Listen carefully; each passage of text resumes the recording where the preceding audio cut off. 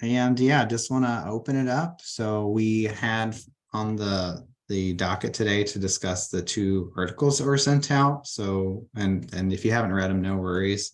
But it's a podcast by Money Talks podcast, which is about why housing prices in the U.S. are so persistently high.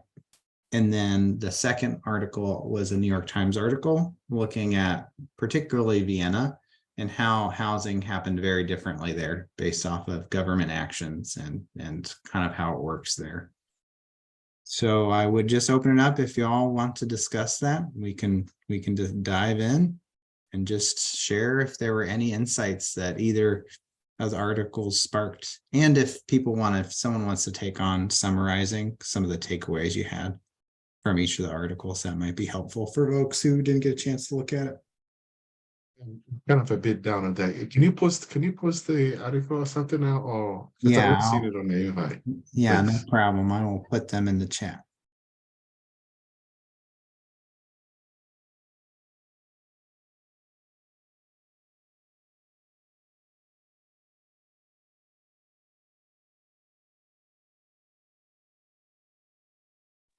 Any volunteers for either of them?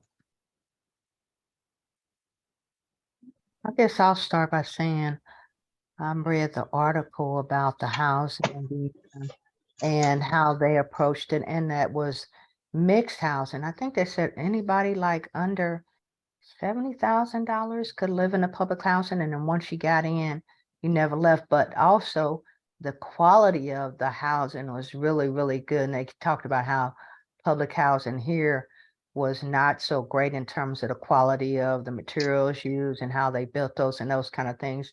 And so, it sounds great, but it's a different mindset, I think, in the concept of, a society being willing to subsidize public housing so that it's available to everybody, and that they cap the cost of the rent so it wouldn't be, but I think they said 3.5% or something like that of their total income. And here, like it's whatever goes. So I appreciate being provided with the alternative.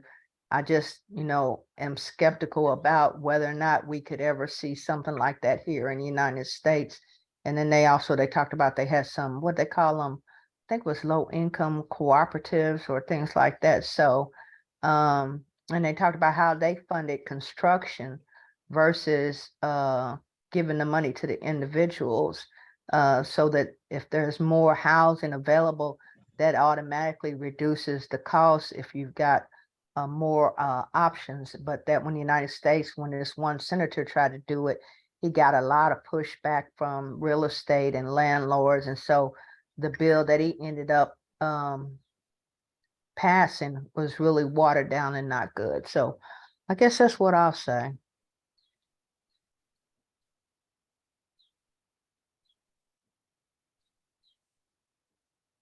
That was interesting too in that article about Vienna and how a lot of that was the United States had an opportunity around the same time in the 30s after the market crash to like make a similar investment, or out of fear of like communism wanting to promote more individual property, getting people into individual homes and not being willing to invest in public housing at that time, and just such a critical moment of like divergence. Because just like you were saying, Ms. Bombon, just like the difference between the article saying how people chose to rent because it was only costing them their 3% of their whatever it is, 5% of their monthly income, and so it was more affordable.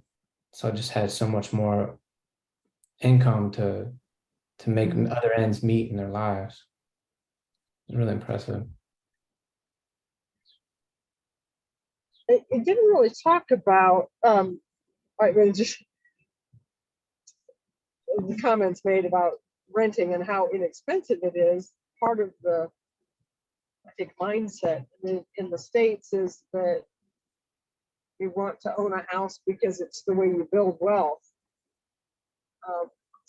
And the thing that the article didn't talk about, at least I don't remember, was how that's done in Austria. But other methods to do that.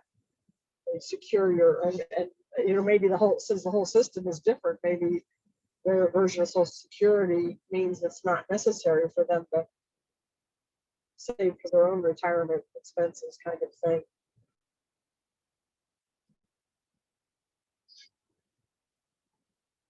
Yeah, and I'll add in, I mean, and this is probably a jumble of both articles of what I took away, but particularly the Vienna story about how the US decided to focus on subsidizing banks rather than construction. So the idea of insuring mortgage, and even the concept that anyone who has a mortgage is living in subsidized housing, and that it's just, that's what it looks like in the United States.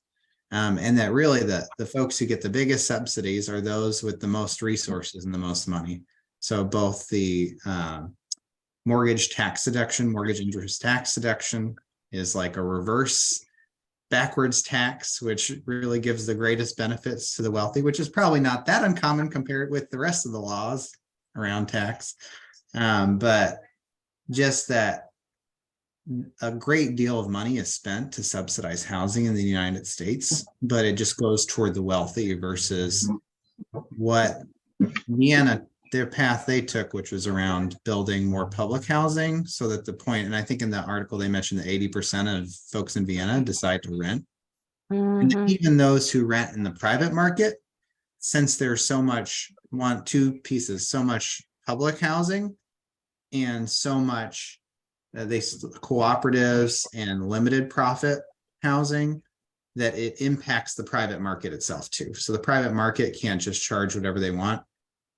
In addition to the renters' rights. So they have just cause eviction. Landlords can't just do whatever they want for the tenants. There's certain pretty strict rules around protecting tenants from huge rent increases and arbitrary evictions.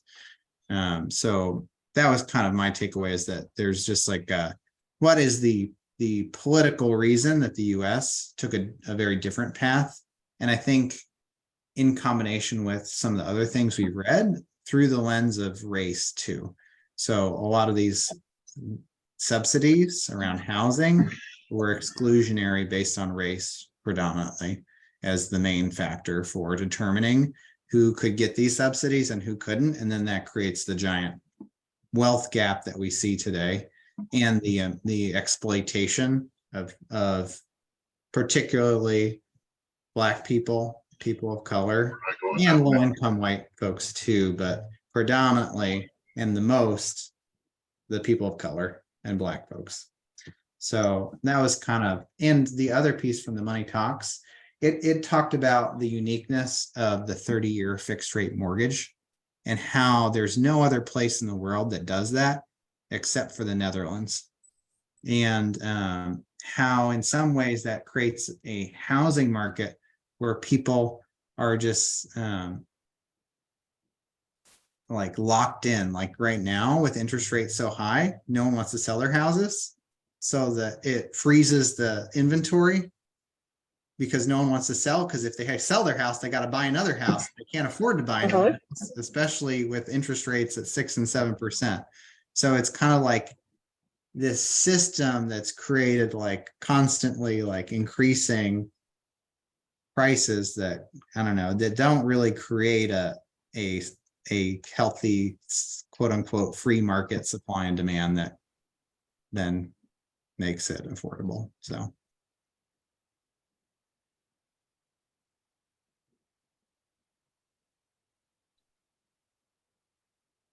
I don't know if this was inspired by those books or just kind of a random thought that occurred to me the last several weeks, but it occurred to me that when renters go to move, they have to come up with a whole bunch of money to make a deposit, which is often, and depending on their income, it can be 2 or 3 times their monthly rent, and then they have to pay the monthly rent in addition. And contrast that to when you buy a home, you usually get a month off of paying anything, any mortgage, or, because it's folded into the closing cost kind of thing. And it just really seems completely geared to as Alvin was saying, as just to support and subsidize people who can afford buying versus the ones that can't.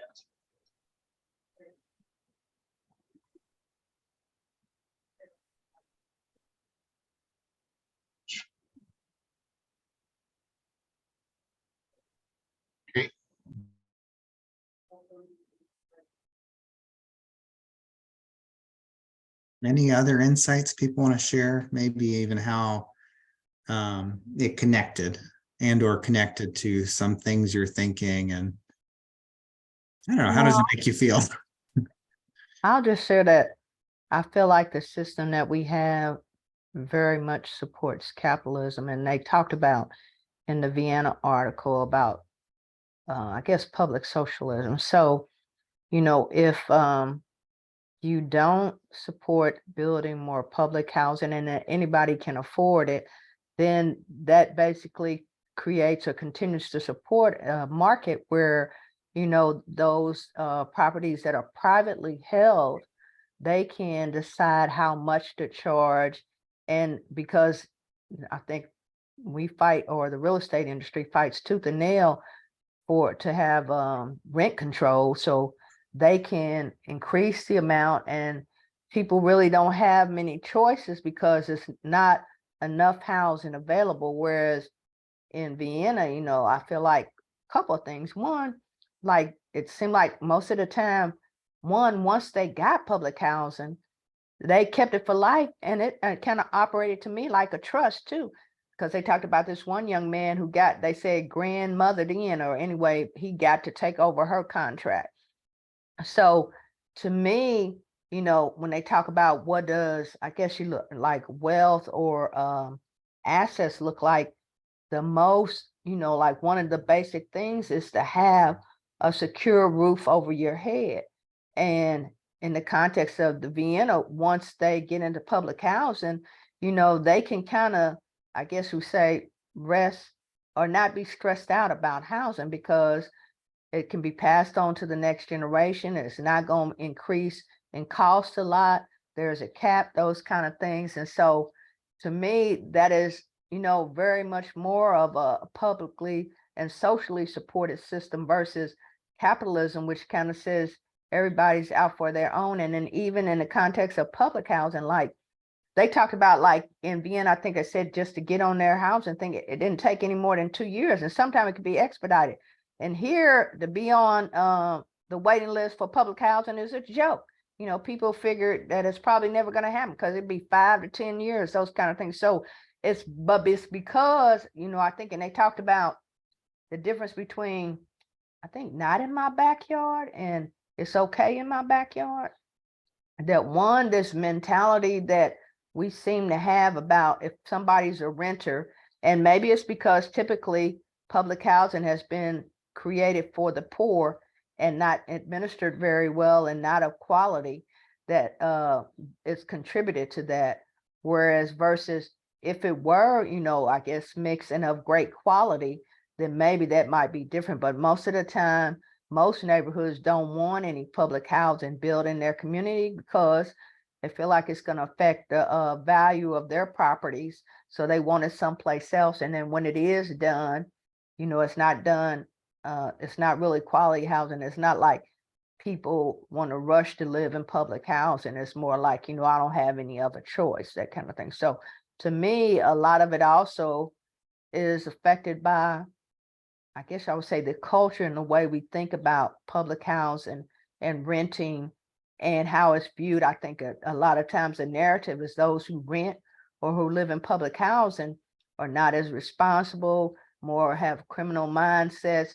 It's going to detract from the community and those kind of things. So we don't really support or push for, I guess I'll say, except for community organizers, more greater quality public housing and more, I guess you would say, diversity to make it more stable. And they talked about how they have tennis courts and swimming pools and things like that. And it's like in this country, if they would be like, people would be like, you just encouraging the poor to be lazy if you gave them swimming pools and tennis courts and things like that. So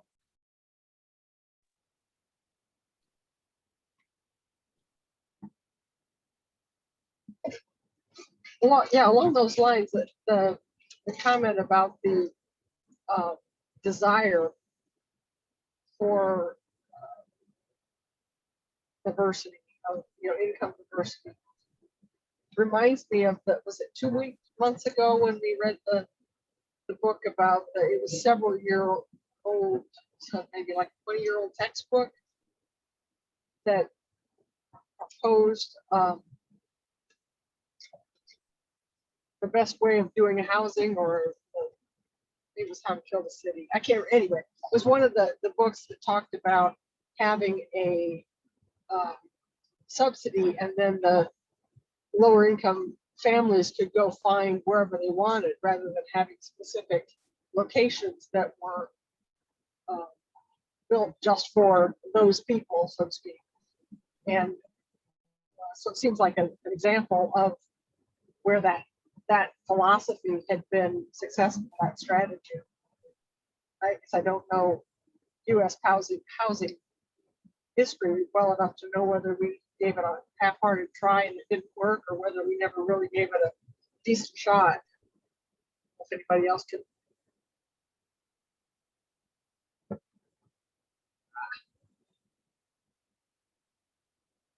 Comment on that.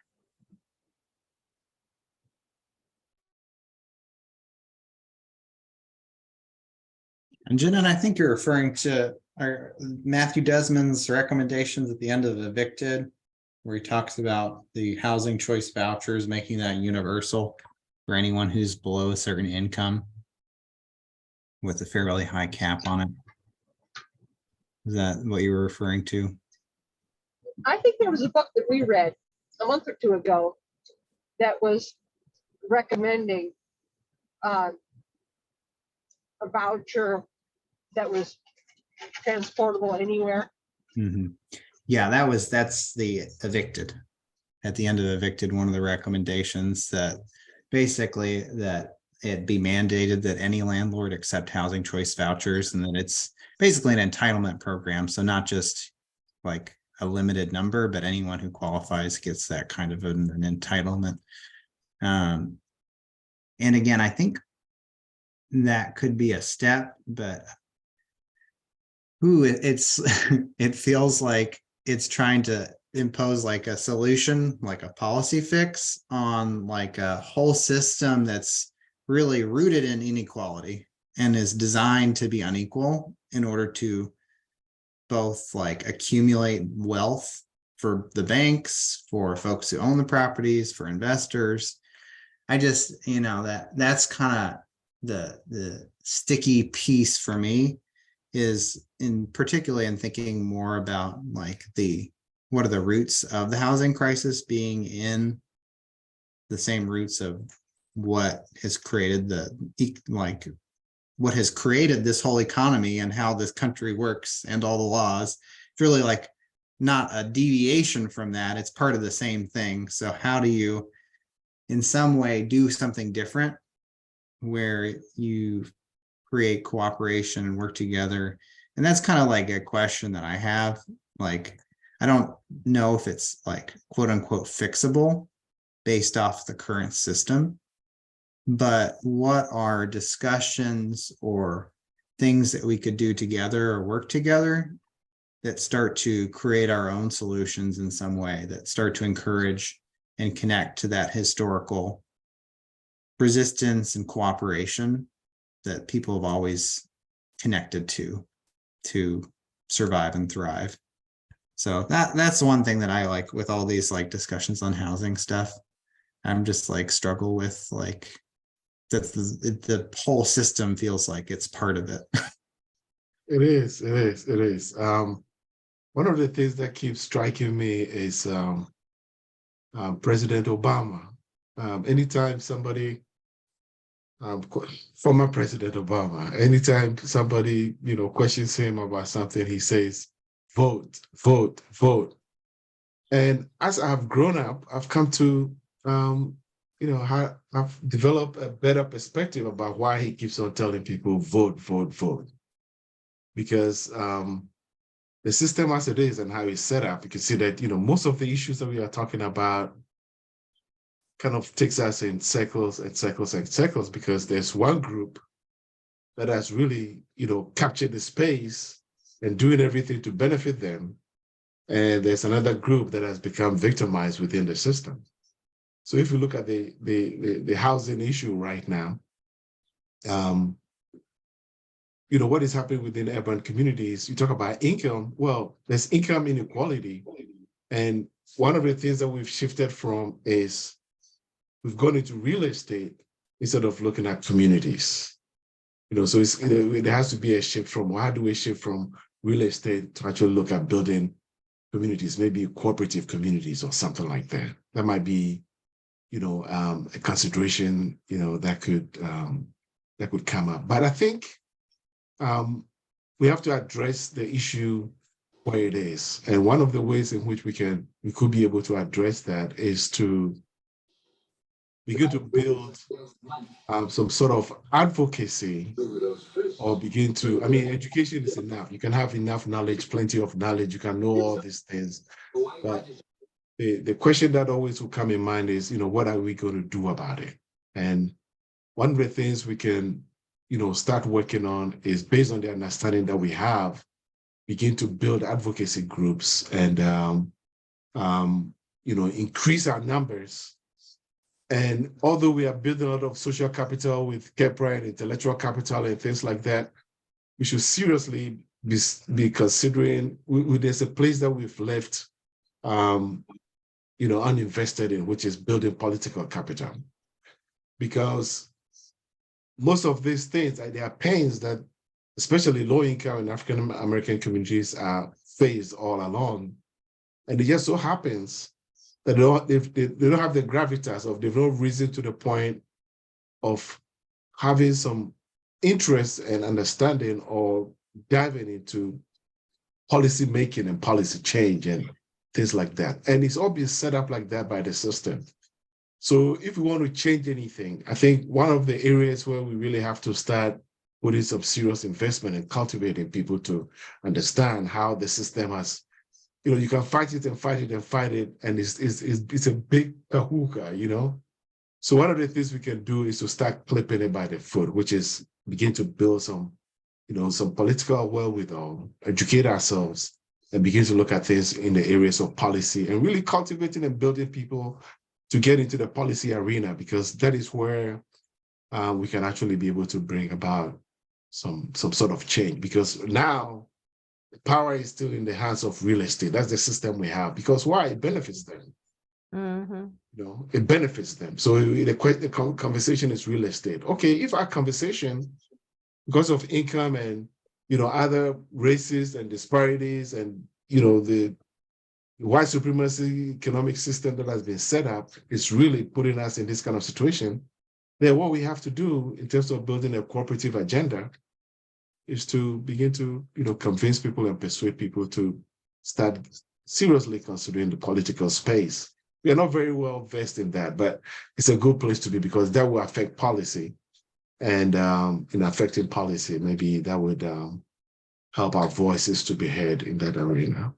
That is this and all the issues that confront us. This and all the issues that confront us. It needs some sort of political policy making agenda, so that we can be able to focus on building cooperative communities. But I want to say though, George, though, even with policy, we have to look at it, I think, more at the federal level, which to me, some of this states' rights stuff, it just doesn't make any sense to me.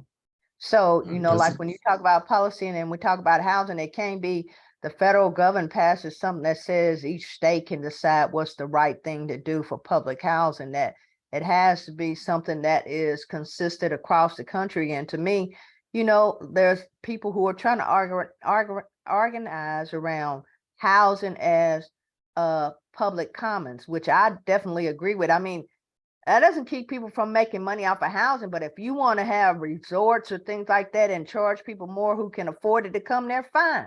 But for everyday basic living, I think it should be a public supported aspect of our government. And yeah, and I'm willing to pay taxes for that, because I feel like you know, if everybody has a stable roof over their head and you know, like the families can grow up feeling secure, that contributes to us all. But this like federal policy that says state rights can do it however they want, we'd have to get rid of that too. Yeah, I agree. Whether it's federal, state, or local, we don't have, our voices are not strong in those areas. And so one of the ways at least we can start cultivating our youth to try and mend this ill is to, you know, really try to focus on investment in building political capital to influence on the local, the state, and the federal level in terms of, because when they're making the laws and the rules, we are not there. And so they do things that benefit them. I mean, they are middle-class people who have a job, who have insurance, who have all that kind of stuff. They make their decisions. So the reason why I'm kind of pushing a little bit on an investment in political capital means that in terms of policy, we have to start cultivating, you know, some of our, especially our young folks, to start seriously looking at, you know, who are making the rules? Do they look like us? Do they have our interest at heart? And how are the rules that they've made so far affecting us? Well, if we want to make a change, then maybe we need to start finding out, well, what does it take to get to those places so we can make a case for why, instead of getting some largesse from them. Okay, we have pity on you, so we give you this. Okay, you know, we actually help in kind of making policy around those areas. So it's a long shot, but I mean, it's worth keeping in the conversation. I'm done. Thanks, George. That was good stuff. TJ, were you going to respond? And then we also had Mr. Odell joined us too. If you'd like to check in and introduce yourself. We did a check-in earlier. How you feeling 1 to 10? If today were a color, what color would it be? And one book that shaped or shattered your worldview that you want to share. Ooh, boy. Yeah, Sam Odell, retired healthcare executive and school board member. Really interested in how we effectively reduce poverty. Probably today, probably an 8 on a scale of 1 to 10, feeling kind of optimistic.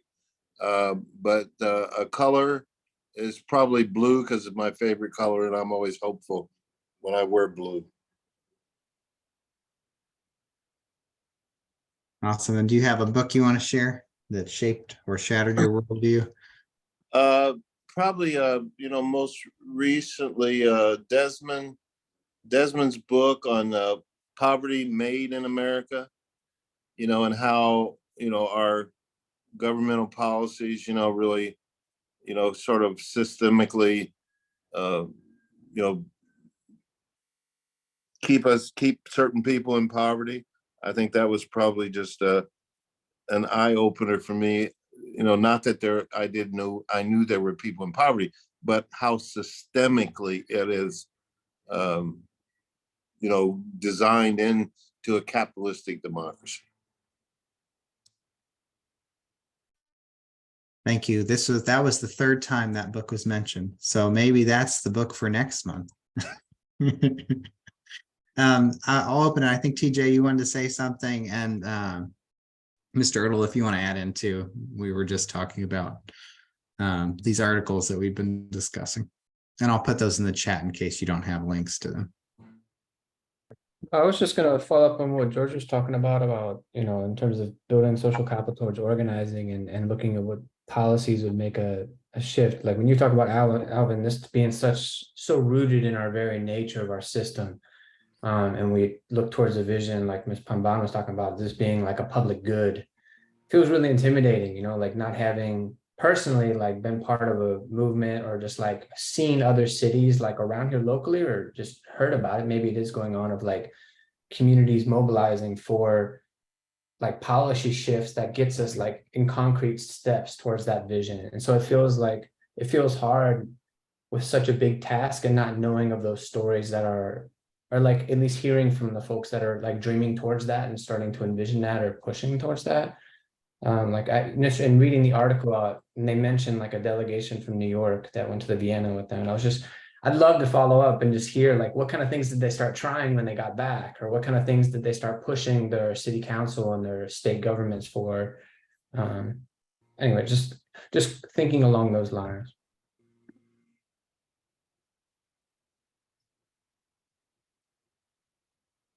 TJ, I wanted to say too that I don't know a lot about how much work they do, but I do know that Policy Link, their primary focus is looking at policies and what can be changed around different areas like affordable housing and things such as that. So you might check out their website. Great, thanks.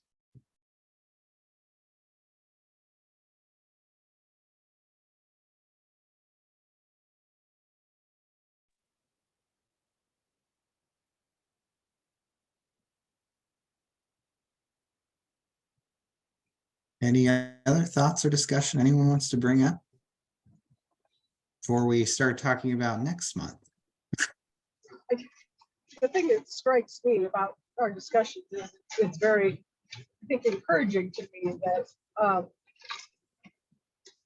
all of George's comments about the public policy, those are some kind of realizations that I've had. I'll put it much better than I could, I think, about how important that is, the advocacy. And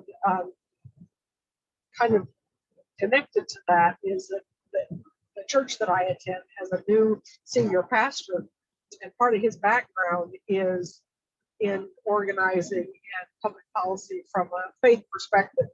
I know that not everybody shares that perspective, but our church is starting a new, we're calling it a forum, monthly forum, where we'll bring in various speakers and thought leaders from around Indianapolis, various areas, to have a discussion to kind of widen everybody's perspective and then discuss what that leads us to do, if anything.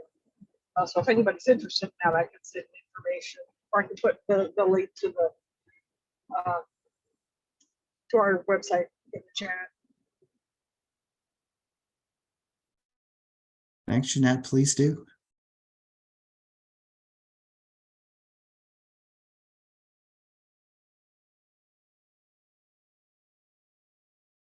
Okay, well, I will open it up to you all on what you all want to do next or discuss next month.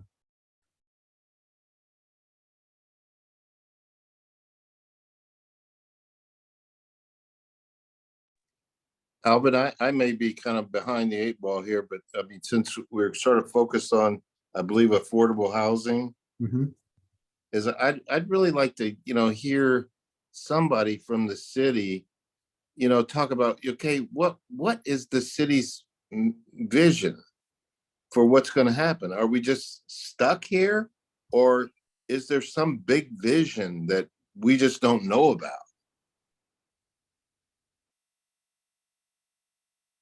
So that is a great point. So actually, Mr. Odell, I'll let you know we're hopefully going to have Jeff Bennett on a mumbo jumbo community conversation soon, just to talk a little bit about his work in the city and the mayor's office and what he sees potentially coming down the pipeline.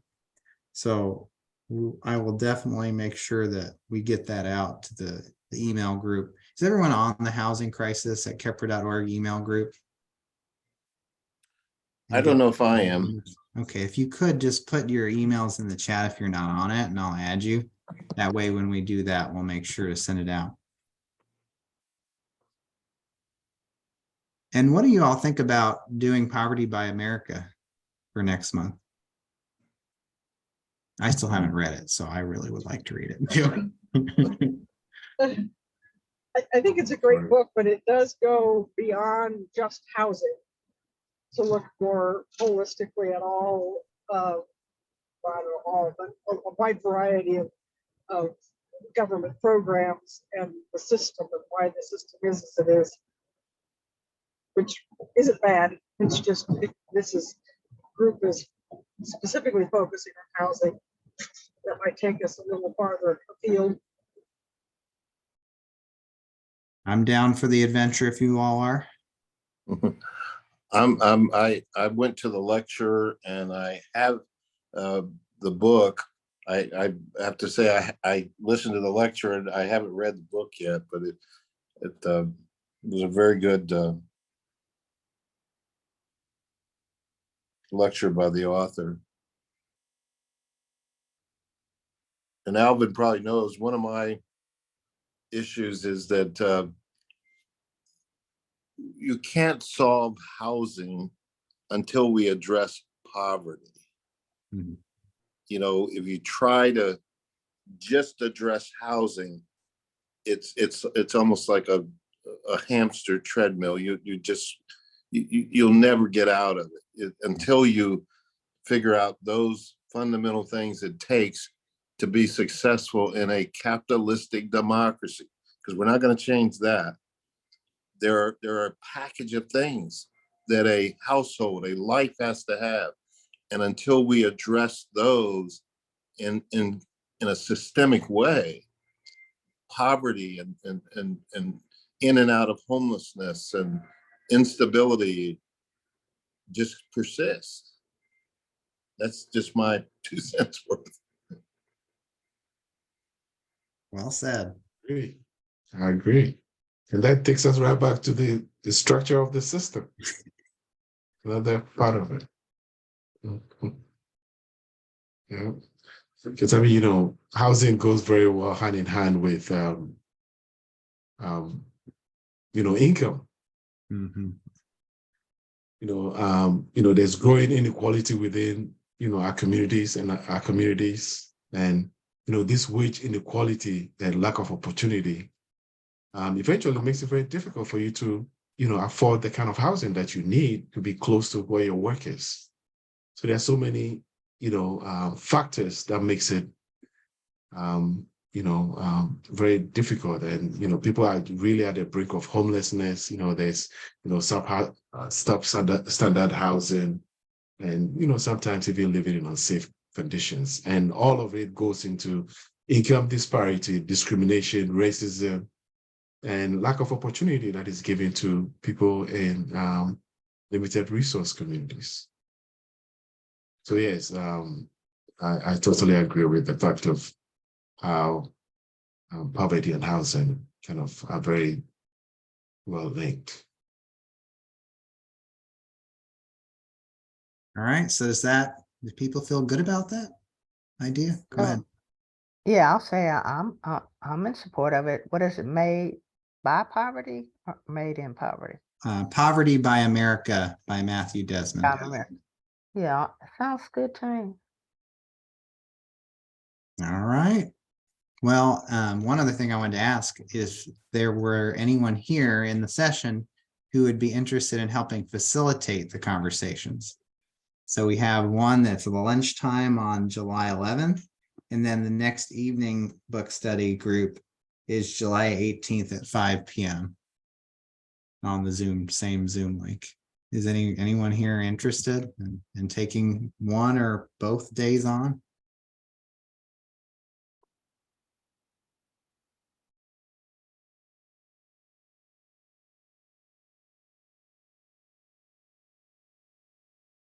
What are the dates? Let me see. I've not, you know, the calendar is. It is July 11th at noon, and then July 18th at 5 p.m.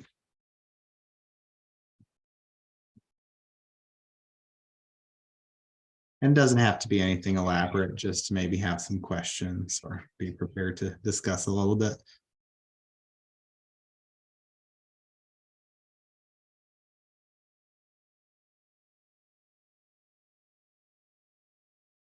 I could do July 18th.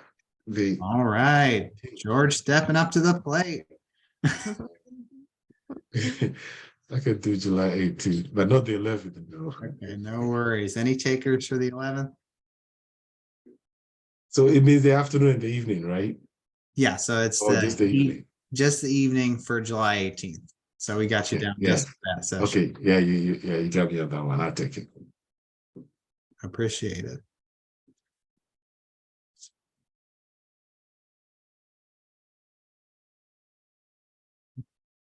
Okay, if not, that's cool. I will either find someone or I will do it. Well, thank you all. So I think that's it, unless there's any other things y'all want to talk about tonight. Have a great evening. Thanks. Thank you. Appreciate y'all. Thanks so much, Alvin. Thanks. sir. Bye, everybody. Bye, everybody. Hi, everybody. Yeah. Bye-bye. Good night. Alvin, Yes, sir. can you just stay on for a minute? I want you to